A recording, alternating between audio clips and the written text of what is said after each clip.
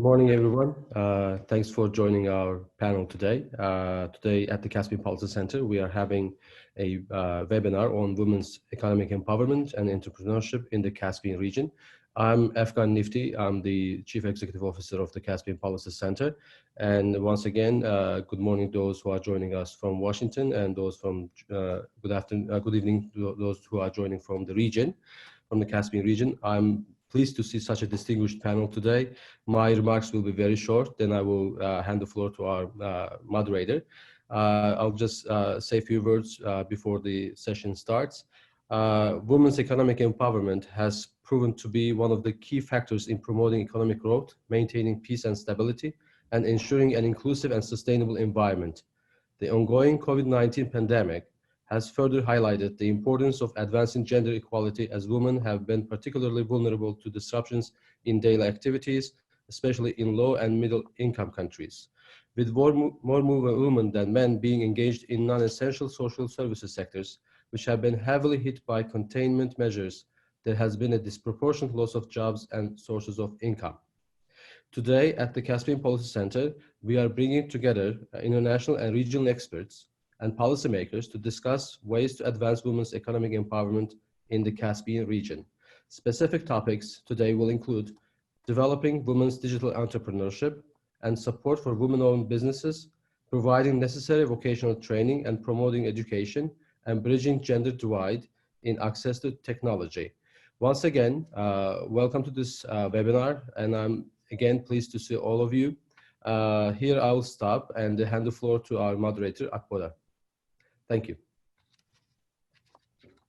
Thank you, Afghan, and thank you everyone for joining us today. So as Afghan mentioned, we have a very important topic for women's economic empowerment today, which we believe is crucial for overall economic development of the economic, political, and social development of the countries of the Caspian region.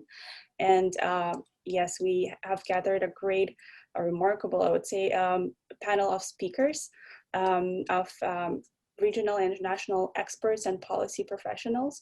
So for this constructive conversation, hopefully, where we could discuss some challenges and opportunities that are currently there to advance women's empowerment in the region. So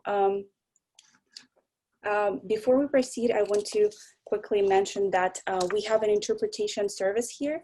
As the message in the chat mentions, you can choose a language channel that works best for you in the interpretation option on the bottom of your screen. So participants listening to Russian channel will hear the translated audio as well as the original audio at a lower volume, and vice versa. And it is important that you choose the language channel now, because you might lose the speakers down the road. So, okay, thank you. And on that, we can move to the discussion, to the presentations, and we will start with Ms. Charity Wallace, who is currently a managing director of global women's issues at the Development Finance Corporation, and is responsible for DFC's 2X Women's Initiative, which seeks to empower women by supporting and investing in their projects. Charity, the floor is yours. Thank you so much. And good morning and good evening to everyone. I'm really honored to be a part of this very distinguished panel and discussion. And what I'll do is just provide a little bit of an overview of the Development Finance Corporation and talk about what we're doing to empower women and promote women's economic empowerment throughout the world. So as mentioned, I serve as the managing director for 2X, which is our Global Women's Issues Office. And the reason that we call it 2X is because the multiplier effect that investing in women produces. For those of you who are not aware, the DFC is the US government's development finance bank. And we partner with the private sector to bring economic prosperity and stability to emerging markets around the world. So we have projects in over 100 countries, some of which are in your region. And we're really aiming to infuse private sector solutions to some of the world's largest development challenges. So we're a sustainable form of development because we invest in commercial projects that drive economic growth. So our portfolio spreads across a range of industries. It includes infrastructure, financial services, agriculture, healthcare, energy, and education. And we utilize a number of products and tools, financial products and tools in our investments. And they include equity, debt, political risk insurance, and technical development or technical assistance. And the reason I'm telling you this is just to provide an idea of how we can invest alongside of you and the types of investments that we're making in these various countries and regions.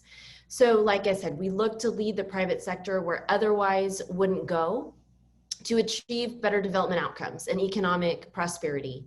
But we know that if we want to achieve those goals of prosperity and stability, we can't do that unless we empower women, which was, in the opening remarks, it was referenced the impact that women have.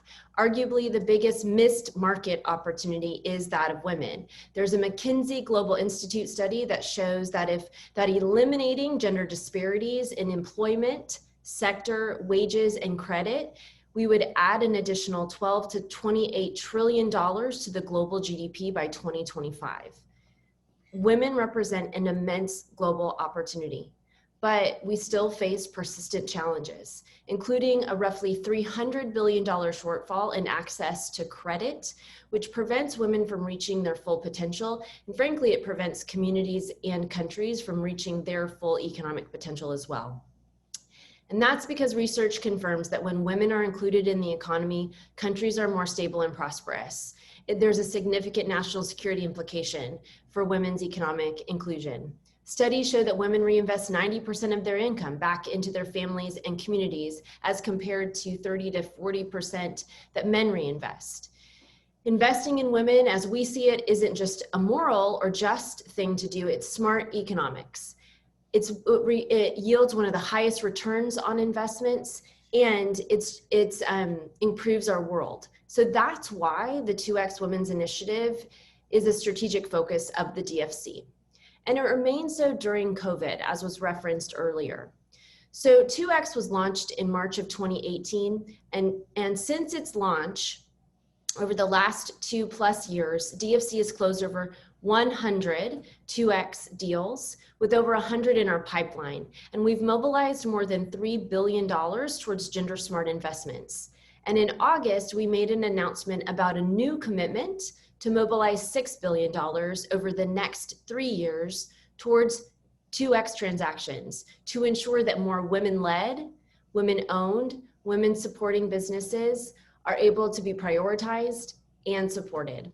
And as it relates to COVID, as we've said, women are disproportionately impacted by the crises.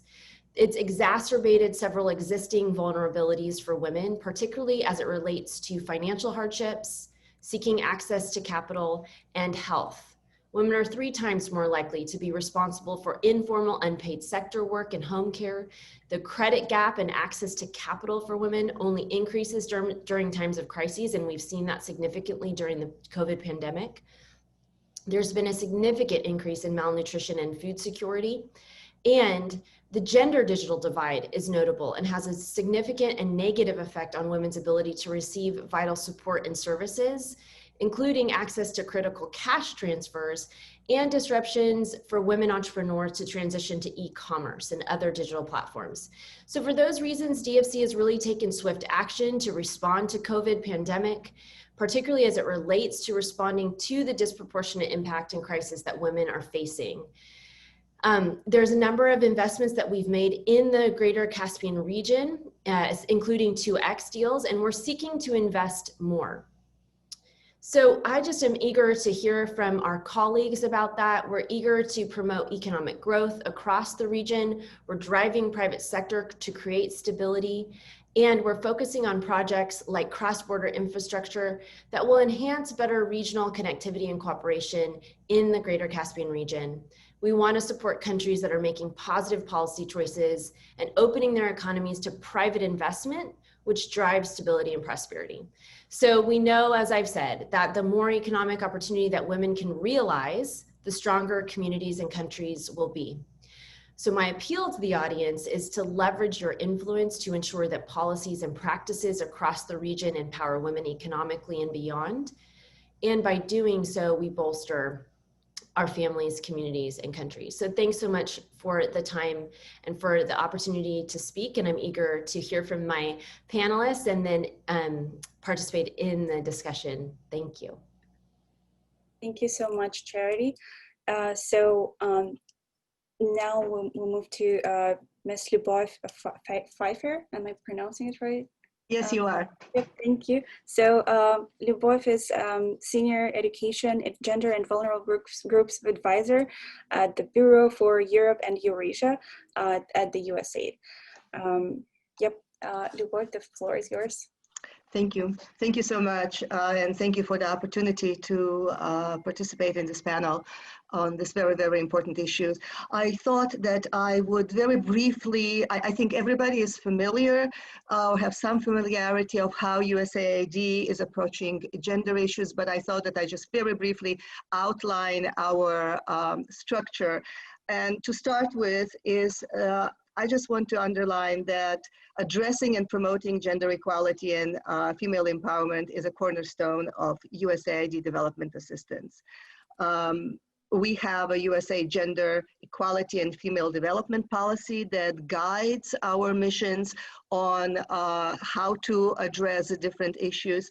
And this policy requires a gender analysis to be done at the different levels, at the country level, at the project level, and at the activity level. And every 5 years, our missions undertake a new approach to develop in collaboration with our partner countries their 5-year policies and strategies. And at the center of that is the gender analysis.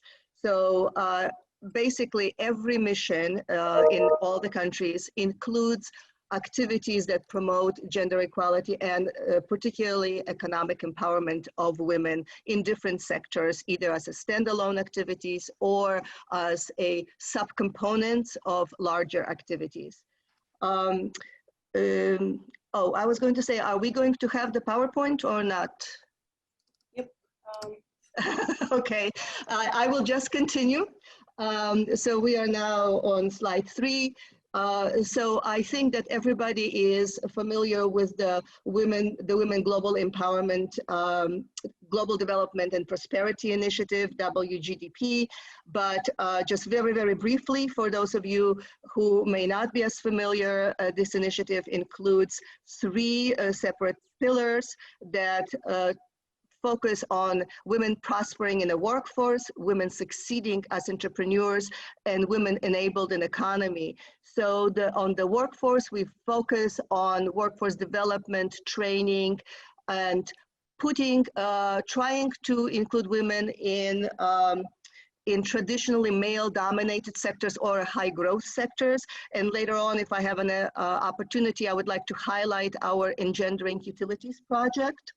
And pillar 2 on entrepreneurship, obviously we are supporting women entrepreneurs and starting the business and all the issues that are related with promoting and succeeding. And in enabling economy, pillar 3, we are looking at the barriers that still exist, policies, laws, regulations, and practices that, that constrain women.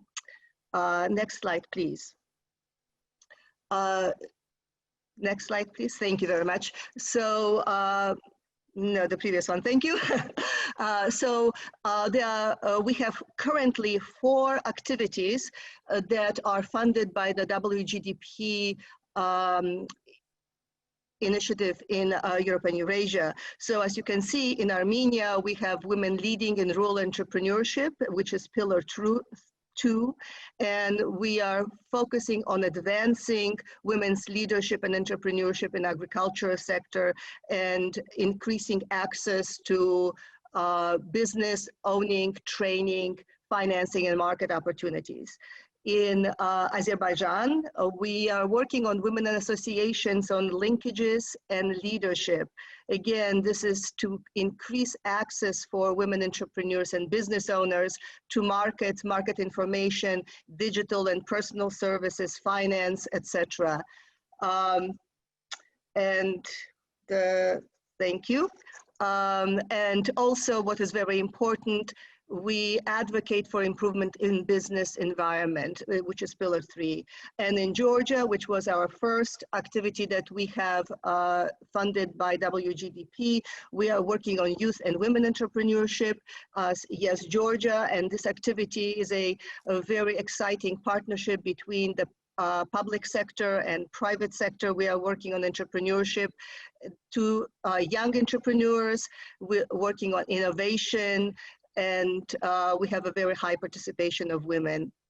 One of our activities, we have a regional activities. This is funded this year, regional leadership advancement within regulatory commissions in Europe and Eurasia. So this is related to engendering utilities. And again, I'm happy to discuss this later if there is interest and questions.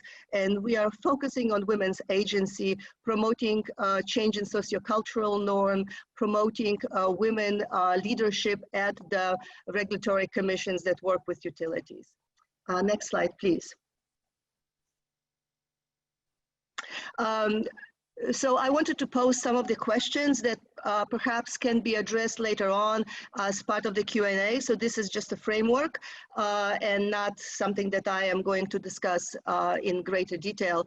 But so I think when we can consider gender empowerment and particularly women economic empowerment, as part of COVID, we really need to focus on different sectors and also the differences in different countries. We need to consider whether these impacts are short-term, long-term, and how and to what extent do they have an impact on women different from that of men. Again, on empowering women and promoting women as part of the overall economic development, it's useful to look to see what is happening in the employment in public or private firms as opposed to that of the entrepreneurial activity. What are the challenges?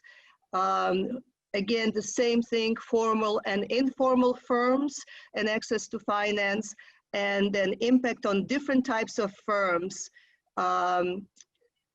such as zombie firms, Microsoft, etc. So we have a dilemma as to what are the challenges, identifying it correctly, looking at what it is that need to be supported, and of course then we can talk about the opportunities. Thank you. Next slide, please. So I looked at the information provided by UN Women, and this information is for just Azerbaijan and Georgia, and one was not available for Armenia. Basically, to looking at where are women, in what sectors or on what issues women have a higher impact than men. That is where women are worse off than men. And you can see the list, and I think this does not come as a surprise. We have the remittance issue, we have loss of income as employee, loss of income as self-employed, which is true for Azerbaijan, but not for Georgia. And then of course, switch to home-based work, unpaid care, domestic work, psychological, mental health. The access to health services, there are differences, but these are very, very small. The next slide, please. And this is where men are more impacted than women, farming, paid work, job loss, and loss on income from paid work. And if we, next slide, please. So this is the comparison, which again, if we need to, we can go next more in detail, but next slide. The reason, so just to mention some of the reason why we saw perhaps as a surprise where women were less affected by pandemic is because the sectors that women work with. And you can see that these sectors have predominant participation by women. So human and health and social sectors, as well as education. You can see that in a number of the countries, there was preponderance and predominance of women in these sectors. So as a result, they were able to retain jobs, perhaps working fewer hours, but this is where some of these differences between impact of COVID on men and women can be seen. Next slide, please. Again, I'm not going to go through this slide, but this is from the ILO, and we can see that there are certain, that the impact on employment and entrepreneurship really depends on the sector. And on some sectors, in many of these where men are predominantly, at least in our region, they're employed predominantly, they have suffered, let's say, greater losses. I will stop with that, and then thank you very much for the opportunity to present. Hopefully I fit in with the 5 minutes. Thank you very much. So now we move to Biljana Predoni-Curry-Lindsay, who is currently heading access to skills and employment at Gender and Economic Inclusion team of the European Bank for Reconstruction and Development, and she's currently based in the UK. Biljana, the floor is yours. Thank you very much. It's a pleasure to join you all here today. I have a little presentation. I don't know if it's possible to show it. While we are doing that, just for those of you who are not familiar with the EBRD, European Bank for Reconstruction and Development, we are a regional development bank, international financial institution that operates in over 40 emerging and transition markets, including all of the countries of the Caspian region. The next slide, please.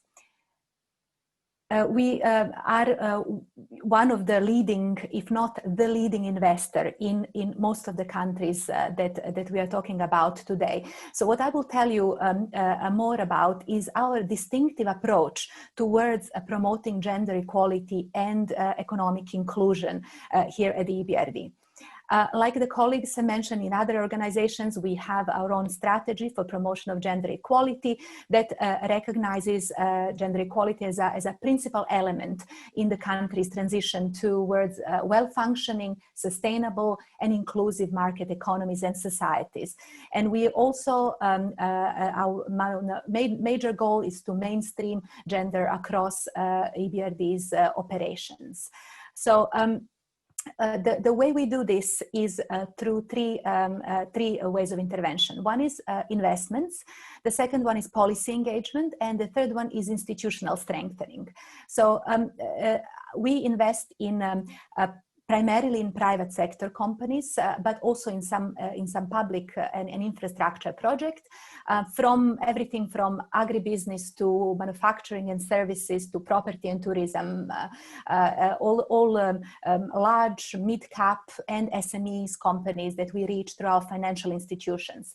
So through our investments, we are integrating elements of gender equality to unlock opportunities for women, but also at the same time adding value to our clients. So we try to work both on a demand and the supply side. We start from the business challenges of our clients. This could be a skills mismatch among women, for example, in the workforce. It could be lack of diversity in the workplace. And then we help our clients build interventions that would help both them as well as young women and older women in the marketplace in a particular country. We also engage in policy dialogue with our governments at all different levels to remove structural barriers to women's participation in the economy through reforms, which I will talk about it a bit later. Also internally, we do a lot on institutional strengthening, building capacity of EBRD staff, both based in London, but also all of the colleagues that are based in the countries of operations to make sure that they deliver gender equality through the operations. And we have a network of gender champions across different sectors in different countries. Currently, we are working on the next gender strategy, and the focus will very much be on gender and green, digitalization and future work, also silver economy, the aging economy, as well as care economy. Let's move to the next slide, please. The previous one, the next one. Thank you. So So far, we have invested around 10 billion euros in different countries in gender and inclusive investments, over 370 different investments to date. We focus on three key areas: access to finance, access to employment and skills, and access to public services that enhance economic opportunities. So in the access to finance, similarly to the other colleagues who spoke, we have credit lines for women-led enterprises across 20 countries. We work very closely with commercial banks. We provide policy assistance as well as capacity building for women starting or running their own businesses. When it comes to access to employment, which is where I lead on, we work on equal opportunities at the workplace, as well as access to skills, primarily in male-dominated or non-traditional sectors such as energy, infrastructure, transport, where we promote the number of women in these roles at levels where we normally don't see enough women. And also we help companies enhance their human resources policies and strategies to provide equal opportunities for women through mentoring and coaching, career advice, and as well as other measures. When it comes to access to services, we make sure that they are gender sensitive. We integrate gender in our infrastructure operations, in our procurement, for example, as well as in the green sector, in renewable energy. We work a lot on promoting women's skills there. The next slide, please. Now, the pandemic had obviously, as other speakers have pointed out, exacerbated the existing barriers and inequalities for women and for the other disadvantaged group, but particularly for women. We know that while women make up around 40% of the global employment, that in terms of job losses, around 54–55% are fall on women. This may not be the case in the region that we're talking about, but around the world. So what the EBRD has done since the outbreak of the crisis, we've put together a 22 billion solidarity package of investments to all of our clients that are in need of support, and that investment is gender sensitive in the following manner. We partner with our clients when it comes to workforce and value chain management. The clients that are struggling, we help them with risk assessments, we develop emergency action plans, and help them design and implement gender inclusive and responsive interventions at the level of the enterprise.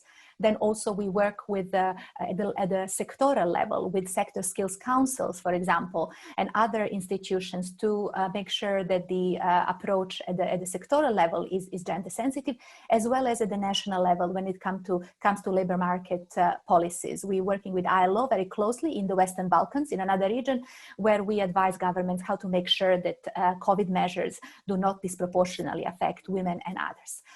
In the infrastructure, we promote gender responsive employment in construction, energy, supply chain, and on the policy level, we look for removing any restrictions that exist on the occupations that women are not able to take up. That is very common in our former Soviet countries due to the legacy issues, and we work with the Kazakh government outside and with Kyrgyz and Tajik to help remove those restrictions, to enable women to enter professions that all of the professions. We also work a lot on mitigating the risk of gender-based violence, particularly in our transport projects. We have a very big investment in Egypt where we do that. And finally, on women entrepreneurship, we are basically stepping up our work on women in business in line with the other increase in other investments in SMEs to make sure that that women-owned and women-led businesses are not starved of funds, and that their particular concerns and needs are taken into account in this environment. We also engage with governments, like other colleagues who have spoken before, to improve the business environment, to ensure that women-led businesses are able to succeed and thrive in those markets. And the next slide, please. I'm so sorry to interrupt, but could you try wrapping up in the next minute? Sure, very much. So I would just say, I've already mentioned the measures we have done now in the COVID crisis. In the longer term, we are working with education and labor market authorities to help design occupational sector skills standards to improve the participation of women in the STEMs professions, in STEMs education as well, particularly at the vocational level, but also the higher education level. We also work on active labor market policies and supporting our governments to ensure that that going forward, women are not disadvantaged in the labor market, and that remuneration is equal for women. So I will stop here, but I have got lots more to say, and if there are any questions, I'm happy to answer. Thank you very much. So now the next speaker is Margaret Shakarashvili, who is the National Consultant on Gender Equality and Social Inclusion at the UN Women. She has over 10 years of experience in designing gender-responsive policies and mainstreaming gender in security sector and business operations. Maggie, you have 5 minutes. Thank you. Thank you. Thank you so much for bringing this together, and thanks for your presentations. I'm very excited to share with you the hands-on experience which I gained during working in the field during the COVID-19 pandemic in Georgia. I was part of the UN Rapid Response Facility, and I was the one going to the conflict regions and gathering the data information to build the projects on. I will solely focus, because of the lack of time, on the most vulnerable groups, conflict-affected women and girls, and IDP population in Georgia still living in the collective centers. As you might be all aware, Georgia was a champion in the containment of the pandemics. However, the recent rapid response research showed that 78% of women reported that if the restrictive measures would continue and if government would continue the measures to contain the pandemics, they would struggle to cover the basic needs their families are facing. On the top of that, it's the conflict-affected regions, 70% of households lost the jobs, and those who still had the jobs were not able to work because those jobs are by nature require semi-skilled or unskilled workers, and for them distance work was not optional. So even those who were officially employed still lost the work and income, and the overwhelming majority reported that during the pandemics and the lockdown of the government, their only means of income was the social packages. Very little assistance through the social packages, and the relatives, because it's Georgia and we are always sheltering each other. The most important thing is that during the field work, what we observed, the setting as a rule, as a per se, has not deteriorated at all. So all the needs or issues we were facing before were still there. Let's say the scrambled infrastructure, lack of sanitation, gender-based violence because of these conditions. So everything was still there, nothing was new. What really changed amid COVID-19 was the impact and the gravity of the impact. The people that had on the people and on women and girls specifically. So this setting was really overwhelming, but what we did was coming up with projects to have both humanitarian and development aspects to be on the nexus of humanitarian intervention and development interaction. For the business opportunities, we decided to have more entrepreneurship programs, the government programs, development partner programs, but also here we came up with a very tiny but very big issue. Even though Georgian government has multiple projects and business facilitators to encourage women entrepreneurs, and also lots of trainings, both from the development partners and the government, the engagement of the women is not high because most of the women has care work, also, and they are the services, but they don't have access to those services. So that's why I think the key in the recovery economic strategies and policies is to put in place or to new projects or to facilitate the access to the already existing projects. And for this, the care economy is really key. So there's support with the childcare, support with the transportation. Otherwise, these women cannot benefit what development partners and government is offering. It remains there intact and women are still struggling and they are still facing economic problems. I am focusing on conflict affected women and IDP because in Georgia we have quite big progress in terms of gender empowerment and gender equality. Although these women are still the most vulnerable because all the researches, whether it's World Bank or BRD, indicates correlation between the conflict and social economic conditions.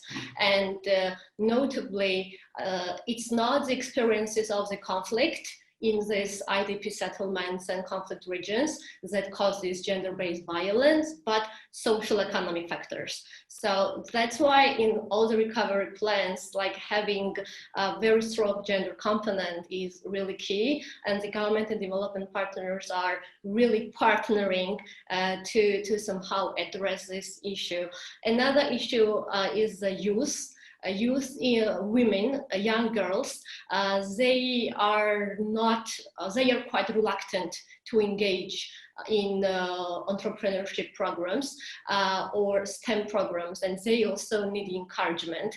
Even though there is in a Ruhi center, which is an administrative boundary village, there is a technology center with a 3D printer and the range of courses to attend, and there are lots of conflict-affected regions nearby with the youth and population and the school children to attend. Still, the awareness of the STEM sciences and the awareness of the importance of future professions is not very high, and the youth is reluctant to become part of what the government of development partners are offering.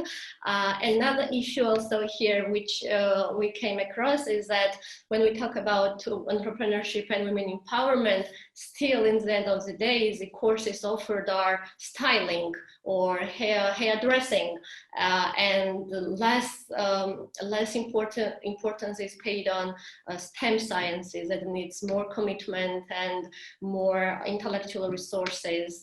We somehow go with shortcuts to give a 3 months training and then to get the people employed, rather than thinking long term and investing in their STEM skills and diversifying market opportunities also. I am not sure how much time do I have. I can go endlessly and I will be happy to reply to the questions. Do I still have time? No, that's about it. That's what I thought. Go back to this topic later. Yep. Thank you so much. I'm open for the questions. Thank you. So next is Ms. Nigar Arpadaray, who is a member of the Parliament of Azerbaijan. Nigar. Hello, everybody. Thank you for having me here. That's indeed a very interesting subject. I'm the Member of Parliament of Azerbaijan. I used to work in corporate sector for quite a long time and just been elected this year. So I have both experiences of government and corporate business. So I think we will have a nice discussion here. Overall, investing in women's economic empowerment sets a direct path towards gender equality, poverty eradication, and inclusive economic growth. Women must be viewed just as men, as economic actor, and as well as obvious and necessary agents of change. There is growing understanding that, especially now, as the whole world is facing such an unprecedented crisis, there will be serious consequences for women in poor countries and their children. This crisis provides an opportunity to redress structural economic inequalities in existing systems. If you ask me, for example, what is the unemployment rate between women and men in Azerbaijan. Statistics says that it's almost 57% unemployment rate among women in Azerbaijan. But in general, I don't trust statistics in such cases because what I understand from the reality is that there is much more shadow woman unemployment and it's much higher than men unemployment. And if you ask me, I would select two directions. First one is women leadership. So women leadership, which which is still not good enough in our part of the world. And it's quite understandable because we still live in the patriarchal background, patriarchal community. There are still areas where women active participation look sometimes weird, sometimes strange. For example, my colleague Margaret said that usually when they speak about entrepreneurship and women, people think of hairdresser and this type of activities. So this is what I mean exactly. For example, in entrepreneurship, there's an informal line of what kind of businesses women can or cannot run. She's fine in anything which has to do with retail. She can do marketing. She can do, I don't know, some service businesses. But for example, if a woman running a legal bureau or a woman running a construction company would be looked upon, she would not have much chances. Of course, it doesn't mean that there are no exceptions. Legally it's okay, but again there will be always that glass ceiling. It will be more challenging for her to get contracts, and it's not only in Azerbaijan actually. This is the global, I think, the picture, global problem. But anyway, the same, for example, if a woman entrepreneur, she is the owner of construction company, for example, the same problem. But if you ask me, I still think that strong women will find their way. I would more focus on women with disadvantaged women. What I mean is that sometimes groups of women who are in less competitive situation for certain reason. For example, in our parliament, I raised an issue that we have to have a special program for women who gave birth to a child and then decided to start a career, because we have the stereotype in our society and a lot of women choose to make a choice to have a family just after the graduation of the universities, and that women are strong and beautiful and smart, but this is the choice, and beautiful choice, by the way, to have a baby. And then when they come back, when they want to have a career, they have so much challenge. It is really difficult for those women to get back to job, to create career. And that's why I think that it's important for me as a parliamentarian, because I'm also represented in two committees, in international relations and in the Committee on Women Issues and Family Issues. So I think that there should be special programs for this type of women, because when they want to get back, and they can contribute so much to the economic development of the country. So we have to find the mechanism to support those women. Again, we will discuss it later on. If you have questions, I'm ready to discuss. And one more point, coming back to the Caspian region, you may heard that Azerbaijan is carrying out a liberation operation. We have the military actions on our territory currently. And as a result, there will be reintegration of communities that are living, including Azerbaijani community with Armenian community. when Azerbaijan is our back. And we will have to create, there will be lots of issues and problems that we will have to sort out, including women empowerment and economic and creation of economic opportunities for women. So we have to think of that cases right now, already now, I mean. So this is a very interesting and important discussion because we live in 21st century and equality, gender equality should be, let's say, a priority for all the societies. And in case of Azerbaijan, we are also going forward in this direction because, for example, in politics, our first vice president and the chairman of the parliament are both women, which is the great thing, I think, because I believe that women are more efficient sometimes in business and in politics even. So that's basically it. I'm ready for your for discussion and for your questions. Thank you. Thank you very much, Nigar. And next is Leila Mamadova. Leila, are you here? Can you hear us? Hello, yes, I'm here. Excuse me, can you hear me now? Excuse me? I can hear you. Okay, yeah, great. So great. Yes, Leila first of all, yes. Leila Mamadova serves as the Deputy Chairperson at the State Agro Credit and Development Agency of the Ministry of Agriculture of Azerbaijan and has long-term managerial experience in both public and private sectors. Leila, please, the floor is yours for 5 minutes. Good evening to all.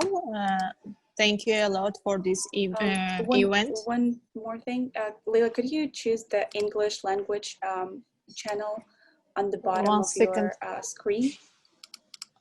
Yeah, for sure. 1 second.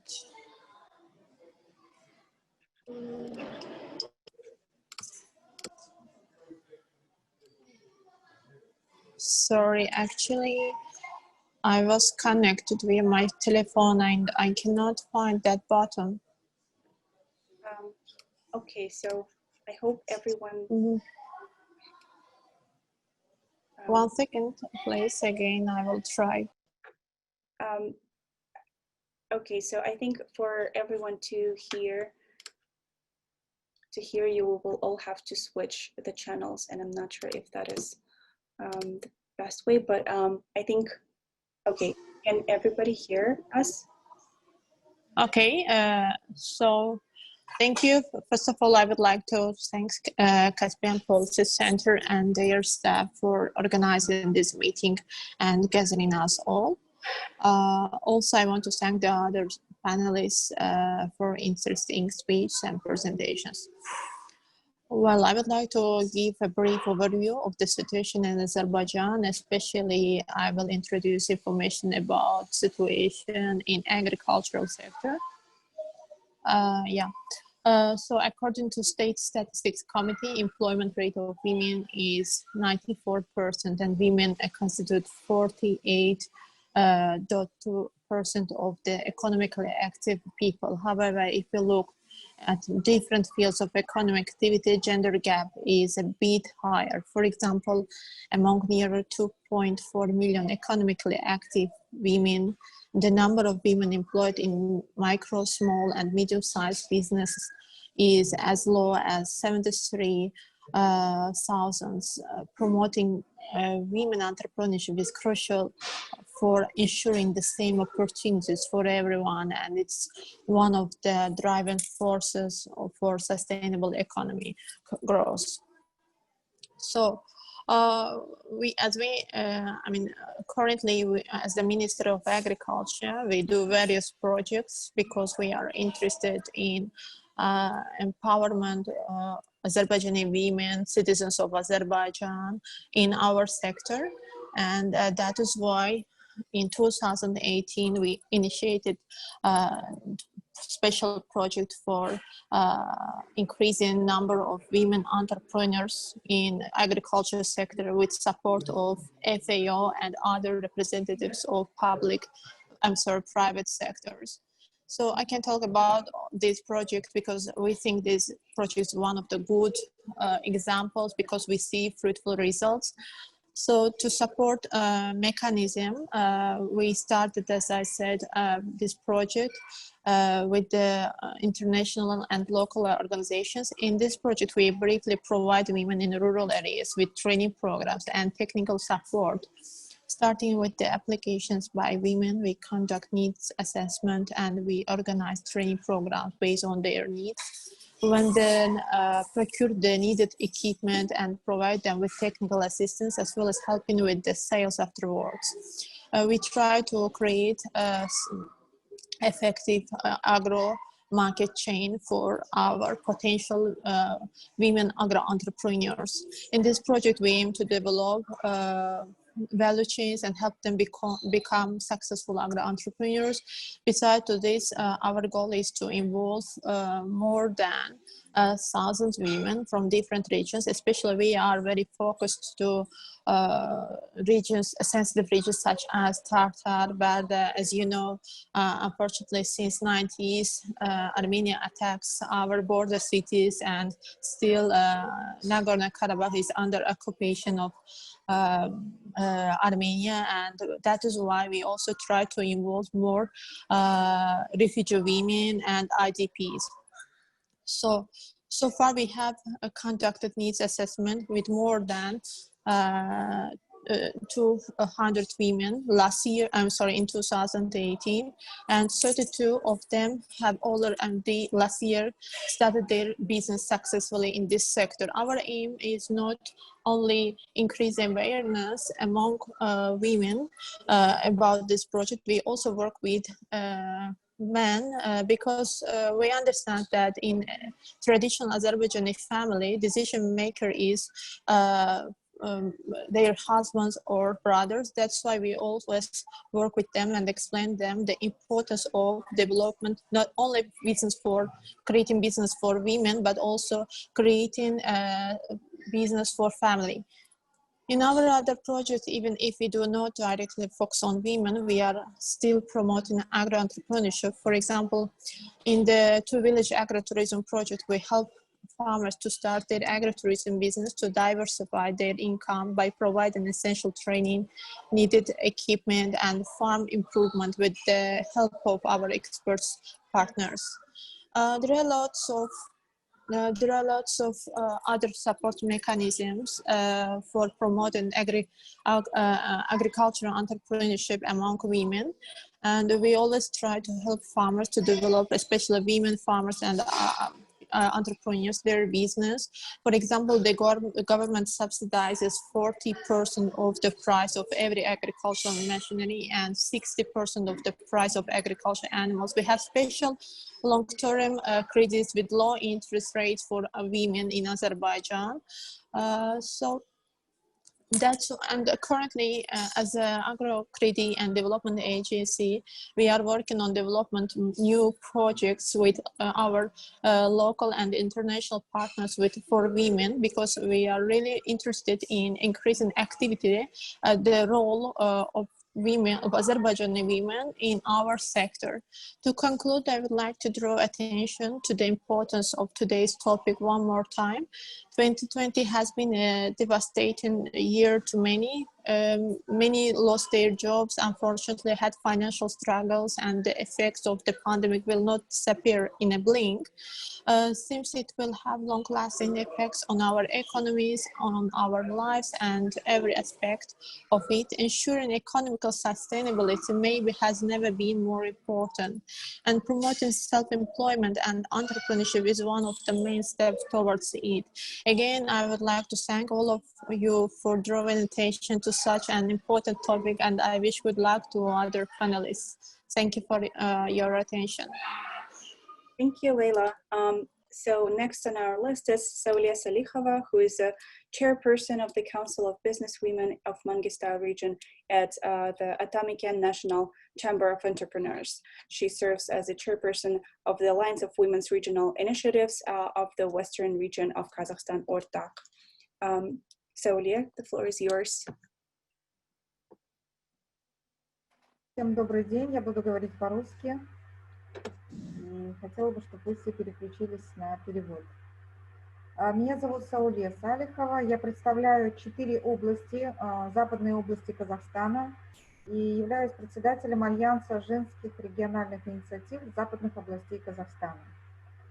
Для меня это общественная нагрузка, я сама предприниматель, и уже более 7 лет возглавляю Совет деловых женщин Мангистауской области. Мы являемся соседями по морю с Азербайджаном, и очень рада приветствовать всех коллег. И вообще хочу поблагодарить Каспийский политический центр за предоставленную возможность выступить. Ну, мы все уже, как коллеги отметили, весь мир столкнулся сейчас с глобальными вызовами, и каждая страна затронула очень много своих проблем, вызванных этим вирусом. Многие социально-экономические вопросы и проблемы вышли на первый план, и такие как гендерное неравенство, бедность и дискриминация. Они стали еще более сильнее, чем ранее, и все еще продолжают разрушать многие жизни. Казахстан, в принципе, столкнулся с теми же проблемами, но на наш взгляд, в наших регионах власти совершенно не были готовы ни к экономическим последствиям этого кризиса, ни с медицинской оснащенностью в регионах. И пандемия сломала буквально всю экономику Казахстана и всю систему здравоохранения. Поэтому люди сейчас пытаются бороться с этим положением. Ну, в наших западных регионах на сегодняшний день более 5000 человек не могут продолжать свою работу из-за ограничений в силу карантинов. И это в основном работники сферы услуг, рестораны, детские центры, детские сады и такие общественные места, как кинотеатры. И предприниматели сейчас, конечно, пытаются найти себя, вот именно женщины, найти себя в разных других сферах. И, конечно, благодаря тому, что очень высокий спрос пошел на онлайн-семинары. То есть женщины стали учиться и осваивать новые площадки, такие как семинары в Zoom или в Skype. Хочу сказать, что в медицине очень много женщин работают, и очень большую нагрузку именно в борьбе с пандемией несут сейчас женщины. Более 73% медицинских работников в Казахстане – это женщины, и они находятся на передовой. Конечно, женщины продолжают демонстрировать свои лидерские качества во многих местах.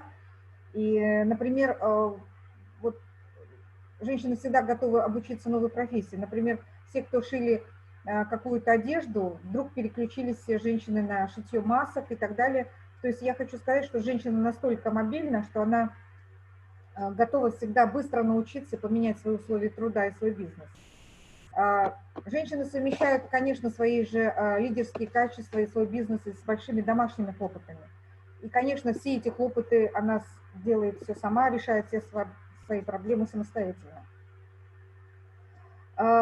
Очень хочется сказать о том, что многие проблемы сейчас у нас в Казахстане связаны с тем, что нужно повышать бизнес-образование у женщин. И я хочу отметить, что за последние 2 года более 12 тысяч женщин прошли различные образования в бизнес-школах на разные специальности. Основные это сельские женщины, в основном охват произошел, и это из более уязвимых слоев населения женщин мы обучили. И на развитие вот этого обучаемого процесса было потрачено порядка 3 миллиардов тенге. Конечно, это в долларовом эквиваленте не очень небольшие суммы, порядка 7 миллионов долларов. И это помогло, тем не менее, это помогло увеличить количество женщин-предпринимателей в Казахстане на 46% вот в наших регионах. И во время пандемии очень важно, что мы провели, это большой онлайн-семинар 4-дневный на тему «Женщины, лидерство и политика». И 47 наших участниц, женщин, как раз вот сейчас у нас проходят выборы в одну из политических партий, праймерис проходит, и 47 женщин прошли обучение и участвуют в этих выборах. Очень хочется сказать о том, что есть специальные программы по поддержке женщин, сельских женщин. У нас есть хорошие микрокредитные организации, которые хорошие кредитные средства до 15 миллионов тенге предоставляли женщинам на селе, и благодаря вот в нашем регионе, например, более 100 проектов женщин с охватом почти 900 миллионов тенге, мы открыли новые рабочие места и новые бизнесы на селе. И самые острые у нас проблемы сейчас, вот во время пандемии, это социальная проблема, которая вышла на первое место, это домашнее насилие. То есть статистические данные сейчас свидетельствуют о том, что до начала глобальной пандемии вообще треть женщин в мире подвергалась бытовому насилию. А у нас вот одна из горячих линий зафиксировала рост на 50% в апреле этого года по сравнению с февралем этого года. То есть факты бытового насилия в Казахстане женщин увеличились практически в 2 раза, которые вот именно эти проблемы сейчас в быту выходят на первый план, потому что женщина целый день дома практически оказалась с детьми, и получается, что на виду у семьи происходят вот эти случаи бытового насилия. Мы готовы продолжать обучение, но, конечно, не хватает многих ресурсов. И сейчас страна занята тем, что вообще наши все женские организации заняты тем, что ищут дополнительные источники финансирования и в плане обучения, и в плане кредитования. Казахстан сотрудничает активно с ЕБР. Я хочу подчеркнуть, что именно эта международная организация предоставляет большие консультативные услуги на западе Казахстана. Но единственное, я хотела бы, конечно, дать предложение, что офис иногда, вот именно этой организации, он находится у нас в Актюбинске, город Актюбинск. Хотелось бы, чтобы каждые 2 года офис менял свое местоположение даже на западе Казахстана. Потому что благодаря тому, что офисные работники находятся только в одном городе, охват женщин происходит в этой программе только в этом городе. Хотелось бы, чтобы и в других регионах, Казахстан он очень большой, кстати, территориально, это 9 Франции, нам лететь до нашей столицы 3 часа, я уже не говорю о том, что передвижение на поезде это у нас занимает очень много времени, и поэтому любые вопросы решать нужно в самом регионе, и хотелось бы, чтобы все эти организации международные, в том числе и ЕБР, и ЮСАИД, они выезжали к нам в регионы. Это было бы очень хорошей помощью для поддержки женского предпринимательства. Спасибо.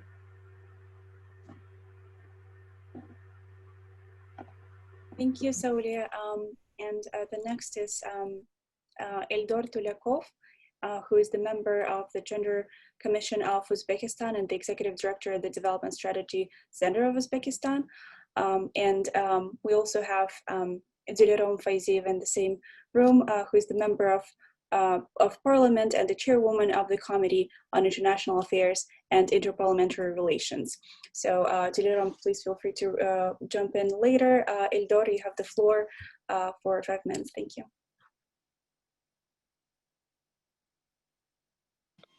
Hello, everyone, the organizers and participants of this wonderful event. We are very much pleased to be part of it, and thus I would like to thank everyone involved. Due to consistent policies aimed at providing equal rights and opportunities for women and men in Uzbekistan, women have become more active in public and the private sector recently in Uzbekistan. As such, currently, women are represented at all levels of state governance, starting from the bottom to the top. If at the local level we see more and more women being appointed as mayors, at the top level we also see them being appointed even as a chair of the Senate, the highest chamber of the parliament. Furthermore, it wasn't common to see Uzbek women among high-level diplomats. Recently, one of them was appointed as our ambassador to Israel. Besides, now we have women working as ministers, deputy general prosecutor, and in many other important positions. We should also note that the comprehensive support of women's entrepreneurship and achieving gender equality in Uzbekistan are reflected in the main strategic document of Uzbekistan, which is the strategy of actions for 2017 and 2021. Accordingly, by the decree of the President, the Commission on Gender Equality of Uzbekistan was established, which is headed by the chairwoman of the Senate of Uzbekistan, which I represent today. Gender Commission has been working currently on the strategy for achieving the main goal, which is to provide gender equality in Uzbekistan between 2020 and 2030, which should be in line with the main principles of the constitution, laws of Uzbekistan, and international standards on human rights like UN Sustainable Development Goals. Recently, a meeting was also organized by our commission on the activities of the Advisory Council for the Development of Women's Entrepreneurship under the Gender Commission of Uzbekistan, with the aim to develop an integrated approach to women's entrepreneurship, implement programs to support enterprises run by women, provide them with access to information, market education, and financial resources. The main and traditional activities I should mention for women in Uzbekistan are in the spheres of education, healthcare, social services, trade and food services. Besides, female business is concentrated in such sectors as handicraft, carpet weaving, farming, and trade of agriculture products, like already was mentioned in our neighboring countries.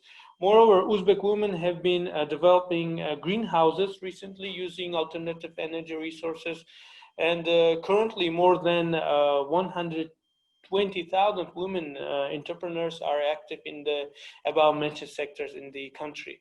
Noteworthy that along with national NGOs such as the Association of Businesswomen of Uzbekistan, international partners like UNDP, the World Bank, OECD, the EU, EBRD, embassies of the United States and Switzerland are actively cooperating with Uzbek government in various directions on empowering women's entrepreneurship.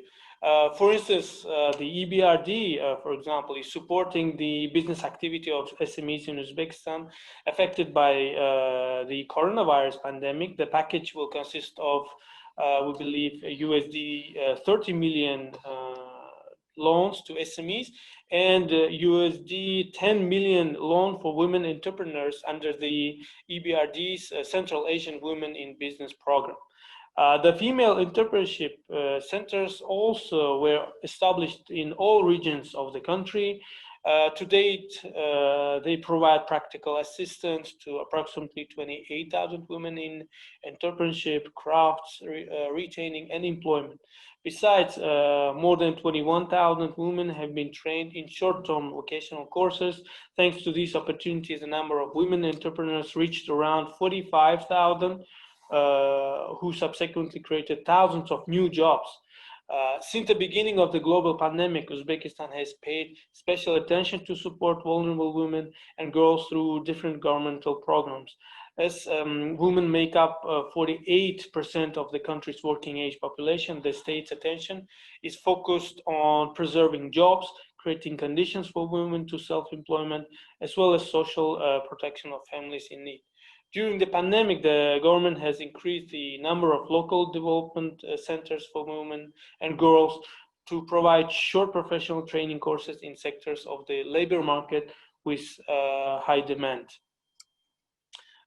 Furthermore, we have a special public fund for support of women and the family, and it has allocated several millions of US dollars to commercial banks for the development of women-owned enterprises. These funds are mostly directed to the development of businesses of women living in rural areas. Besides, according to the presidential decrees, concessional loans at the lowest rates possible are also allocated to the to women. Moreover, vulnerable women and girls are provided with financial subsidies to purchase houses and equipment for launching their businesses. In short, this is it. Thank you very much for your attention, and ready to answer the questions later on. Thank you. And yeah, please, if you have additions. Yeah. Mm-hmm. May Yeah. some okay. Hello everybody. It's my pleasure to take a part in this event, and let me to add some words to what was said by Eldor Tulyakov. Within the framework of the Women's Entrepreneurship Program, women intending to receive microloans will be trained in entrepreneurship for free. And it's expected that more than 5,000 young people and women will be employed annually. A loan of the Fund for Reconstruction and Development in the amount of 2 million will be allocated for these purposes. Also, short-term training courses on motivation and vocational training will be organized for 33,000 women within the country. Moreover, along with organizing remote learning courses on handicrafting for women, a digital platform will be created for self-employed female entrepreneurs to sell their homemade products directly to customers. Overall, to overcome the negative consequences of the COVID-19 pandemic and challenges to women in entrepreneurship, especially in rural areas, Uzbekistan is actively taking comprehensive measures to accelerate economic recovery in this post-pandemic period.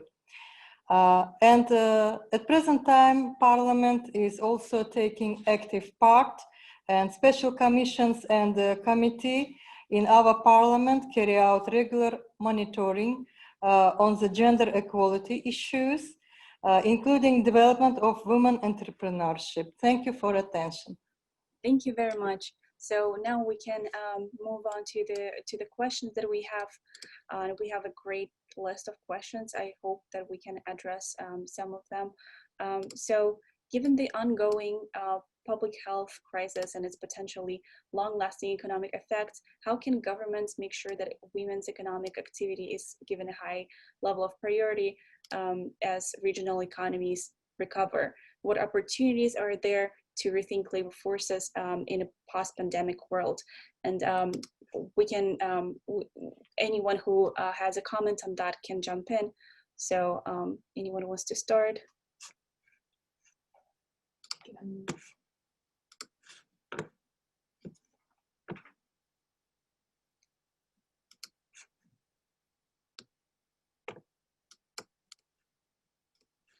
And I think this question goes back to the list of questions that Lyubov, you mentioned in your presentation. Would you like to comment on that?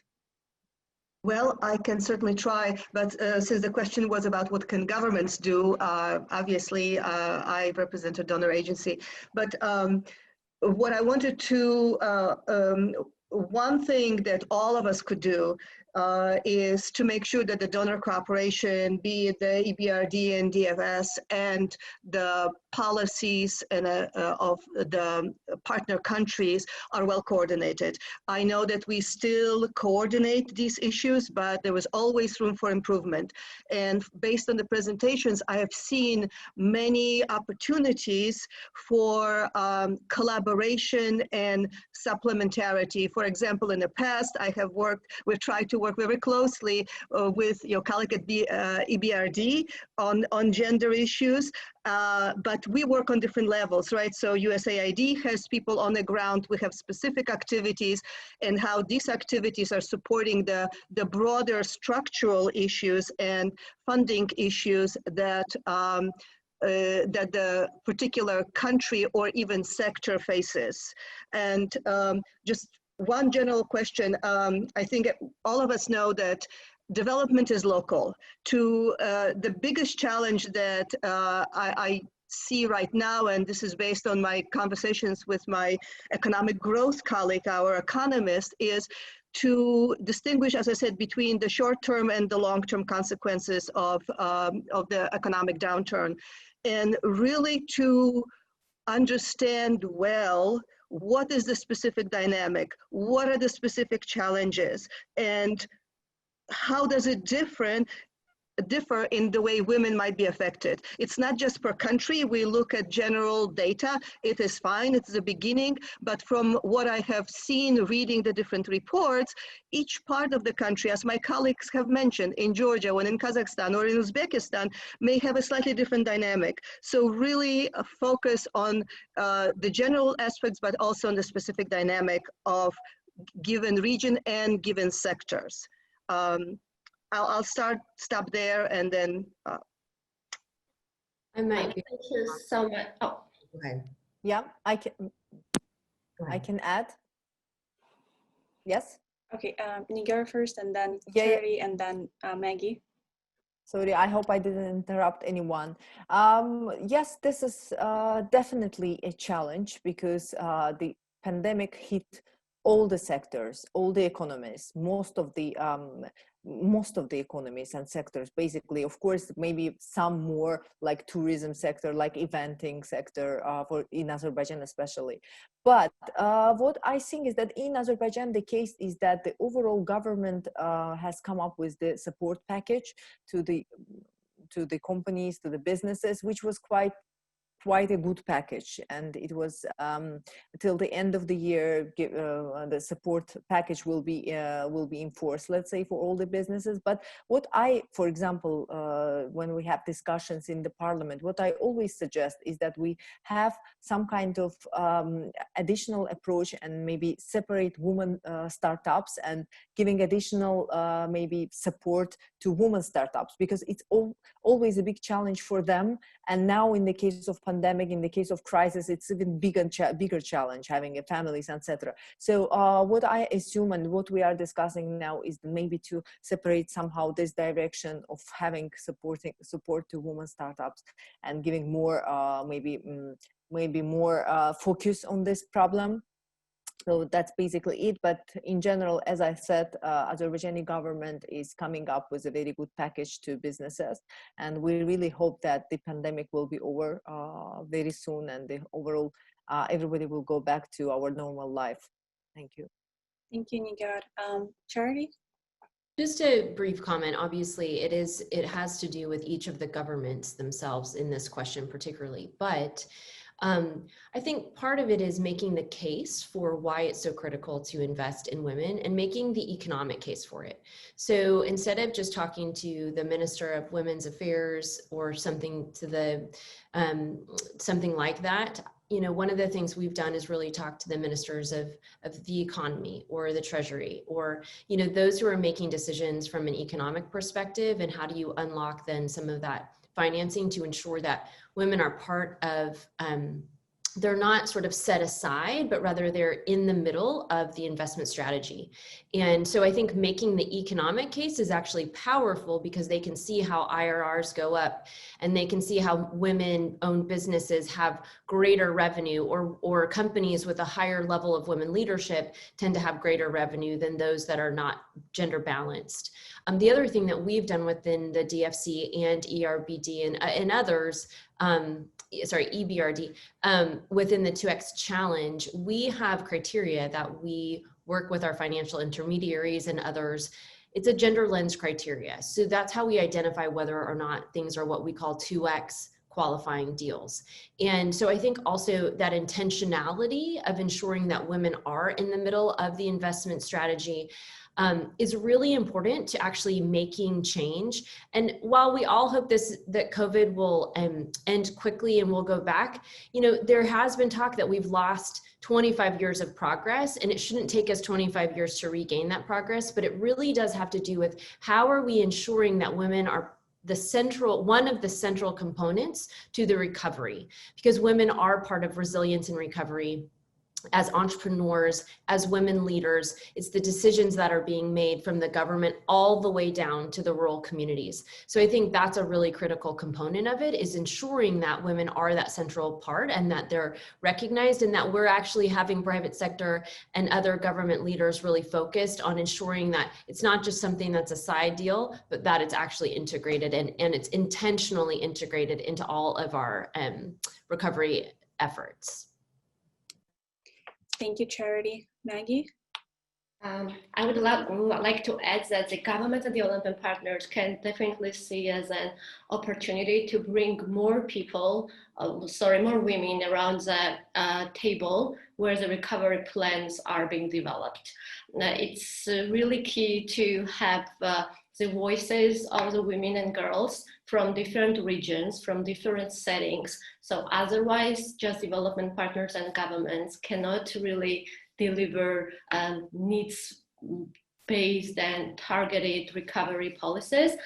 For example, in Georgia, we have a law that no action plan will be approved by the government if there has not been a discussion group or a work group with the population to go through the action plans. So we have this new policy, the new law, and if we use this existing policy and law in terms of developing recovery action plans, and if we will have a platform for women from different target groups, from different vulnerable groups to engage in recovery plan development and discussion, then it will be the right platform and the right setting to design targeted recovery plans and to empower women entrepreneurs to create the policies that will enable more women to engage in businesses and to start businesses or to develop their already existing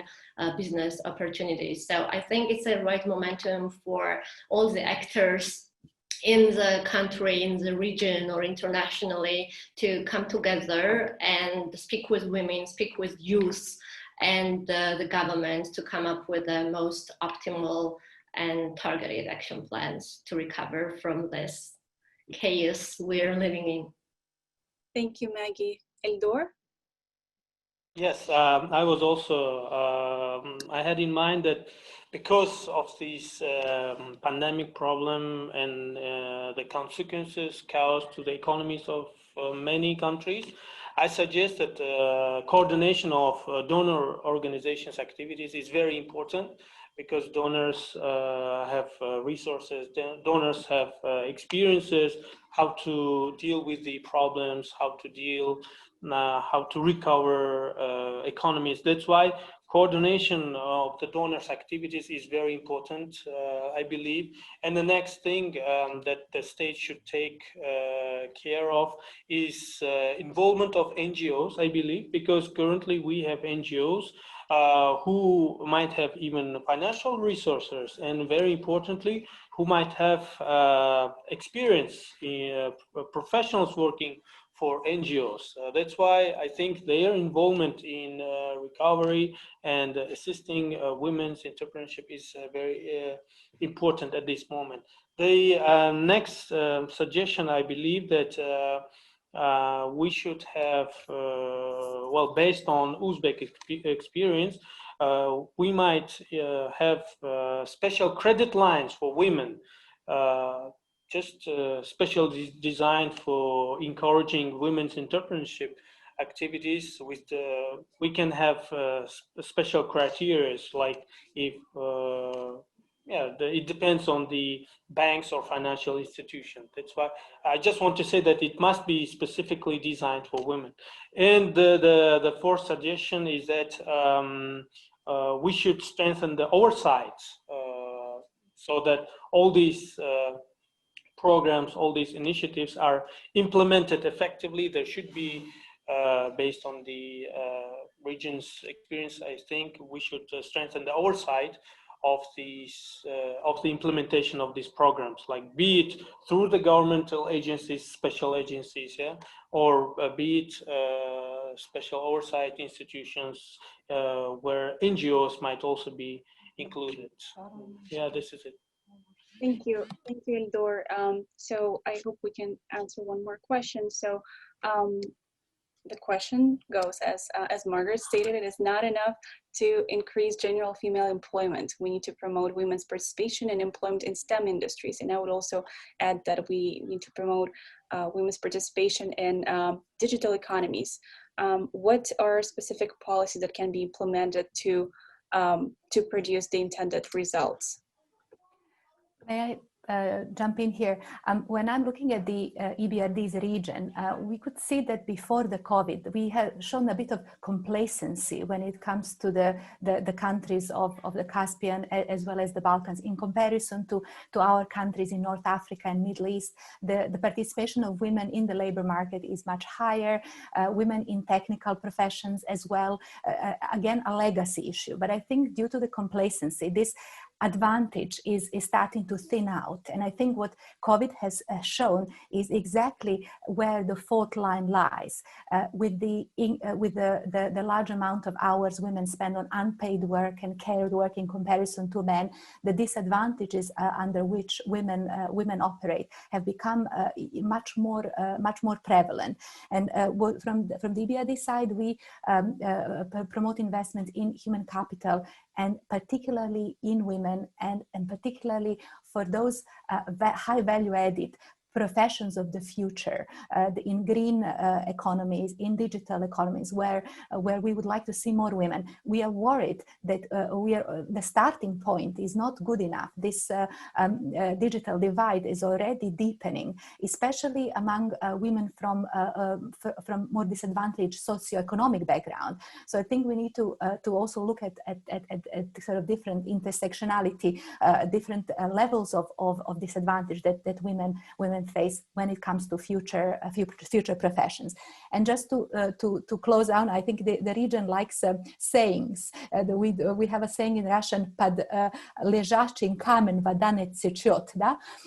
So if we don't do something together, if we don't work together, governments, businesses, international organizations, bilateral donors, there is no other way. We just have to bring everyone together on the same table and make sure that we all play to our strengths in going forward. Could I say something in half a minute? Okay, so here I've mentioned in my presentation, I have mentioned USAID overall engendering utilities project.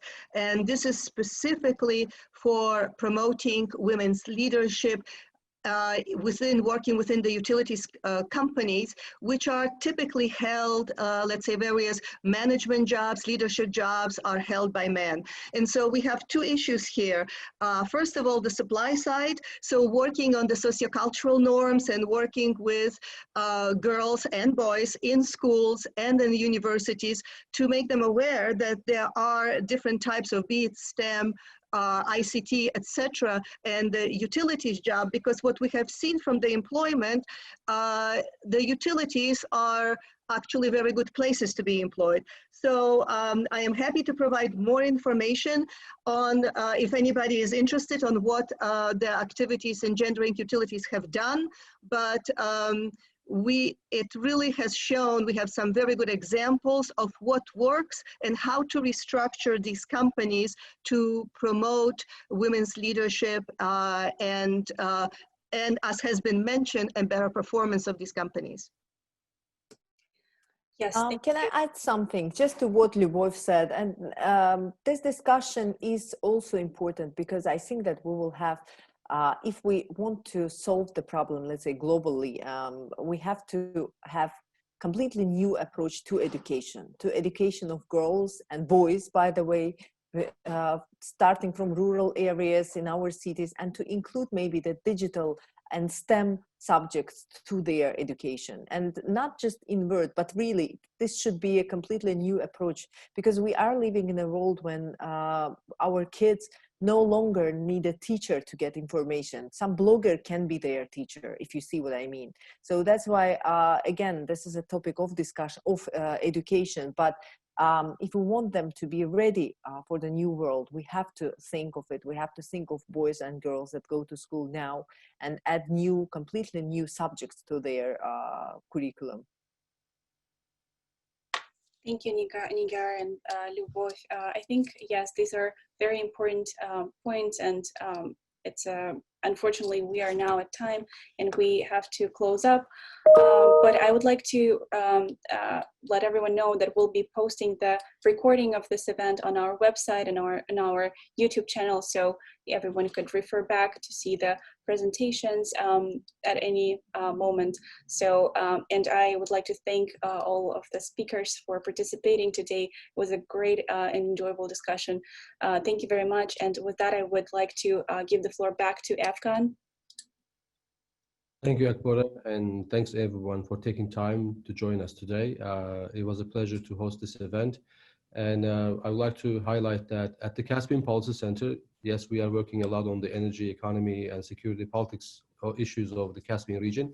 But this women empowerment issue is very important for us, and we are dedicating some of our staff to develop a ongoing project on this issue. So I'm glad to have different stakeholders on this panel today. We want to stay in touch down the road to see what else we can do together, because I see that there is a lot of avenue to explore, and we highly value the increase of women participation, not only in the business sector, but also in the political and other sectors of the countries in the region. As I say again, we will be in touch with further updates and to see what else we can do together in this regard. And also I want to highlight that next week on the 14th of October, we are hosting another event on the Caspian region. You know, the region is well known for oil and gas resources, but we also highly value the renewable energy in the region. And there will be a special session and special report presented by our team via webinar. And I'd like to invite you all to join us. And please also sign up to our mailing lists and to receive updates. Every week we are sending out newsletters from the Caspian Policy Center covering the main highlights and developments in the region, starting from Turkey, Caucasus, Central Asia, including Afghanistan as well. Once again, thanks everyone, and we look forward to see you next time again.